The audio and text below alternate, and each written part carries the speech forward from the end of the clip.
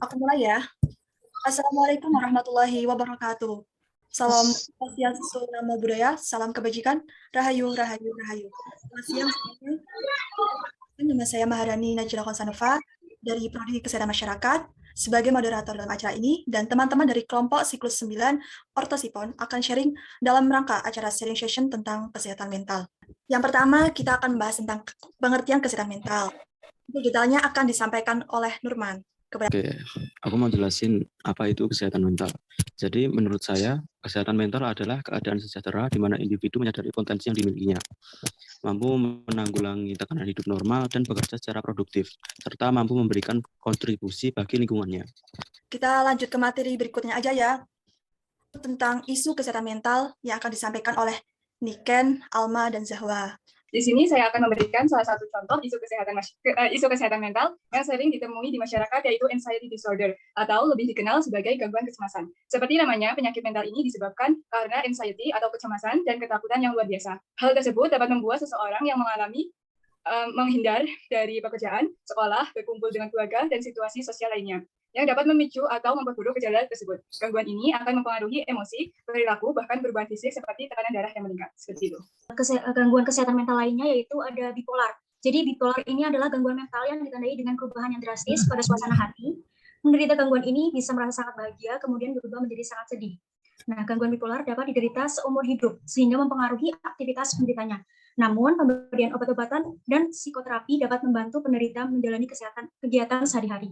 Nah, gejala dan penyebab gangguan bipolar itu yang utama adalah perubahan suasana hati atau biasa kita sebut dengan mood gitu ya.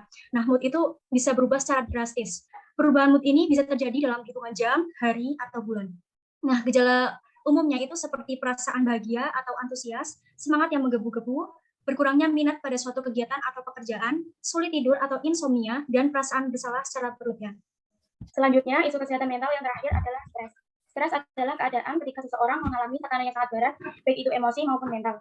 Seseorang yang mengalami stres akan tampak cemas, mudah tersinggung. Banyak beberapa faktor yang dapat menyebabkan seseorang mengalami stres, yaitu tuntutan pekerjaan, masalah keluarga, dan hubungan sosial. Ke materi selanjutnya aja, yaitu pencegahan gangguan kesehatan mental yang akan disampaikan oleh Safira dan Adela. Mungkin yang pertama, Safira dulu. Waktu dan tempat dipersilakan. Baik, kesehatan mental itu bisa dapat dicegah dengan cara mencari bantuan profesional jika diperlukan, kemudian menjaga hubungan baik dengan orang lain, dan menjaga kecukupan tidur dan istirahat. Saya mau menambahkan penjelasan dari Safira, kesehatan mental itu dapat dicegah dengan cara melakukan aktivitas fisik secara rutin. Semua bentuk aktivitas fisik dapat berguna sebagai penghilang stres. Cara yang kedua itu dengan mengkonsumsi makanan sehat.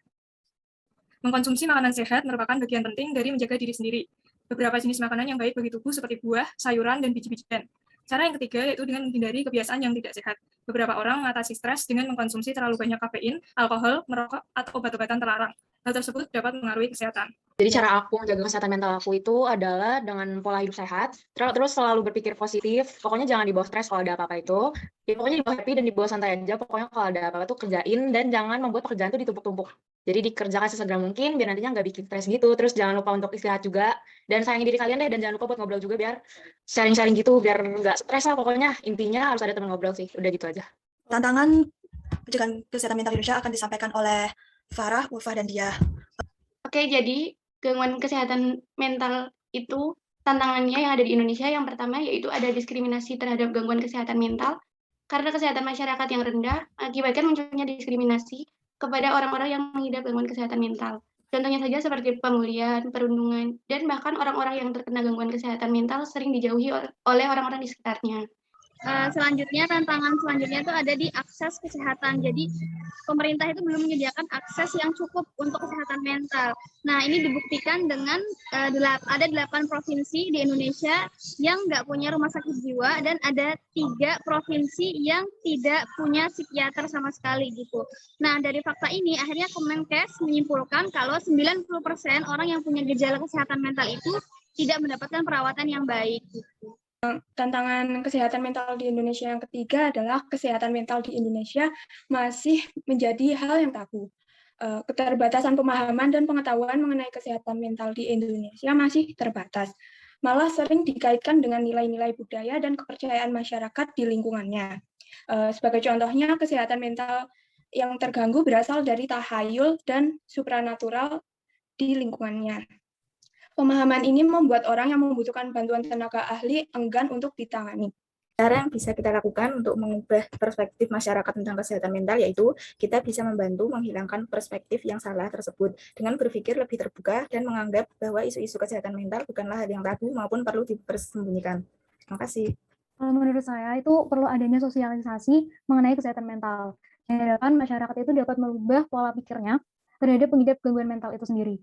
Sehingga masyarakat itu bisa lebih paham, lebih aware, dan merangkul orang-orang pengidap kesehatan mental, bukan malah menjauhi mereka. Cukup dari saya. Lanjut ke Anastasia. Meningkatkan kesadaran masyarakat, menghapuskan stigma buruk, serta meluruskan prasangka dan perspektif mengenai kesehatan mental menjadi tanggung jawab kita bersama. Cara yang bisa kita lakukan untuk bisa mengubah perspektif masyarakat yaitu diperlukan adanya edukasi dan meningkatkan literasi, menciptakan kontak sosial, dan perlu adanya advokasi sistemik terkait kesehatan mental di masyarakat. Dengan adanya advokasi sistemik yang terpusat dengan atau tanpa kesadaran terkait kesehatan mental, maka langkah dalam mengubah perspektif masyarakat terhadap kesehatan mental dapat dilaksanakan. Jadi menurutku kalau misalkan cara mengubah pandangan perspektif di Indonesia, kita itu harus bisa mensosialisasikan di media sosial atau di media lainnya tentang betapa pentingnya kesehatan mental itu. Terus kita mulai buat aware lagi, mulai lebih peduli lagi bagaimana kan masih banyak dari pedalaman-pedalaman selain di kota yang kurang peduli tentang kesehatan mental itu kan. Jadi kita coba untuk lebih menarik lagi, lebih mengenalkan lagi apa itu kesehatan mental. Terutama untuk askes rumah sakit yang menganggap kalau misalkan kesehatan mental dan kesehatan masyarakat itu sendiri merupakan bukanlah hal yang sama, tapi yang beda.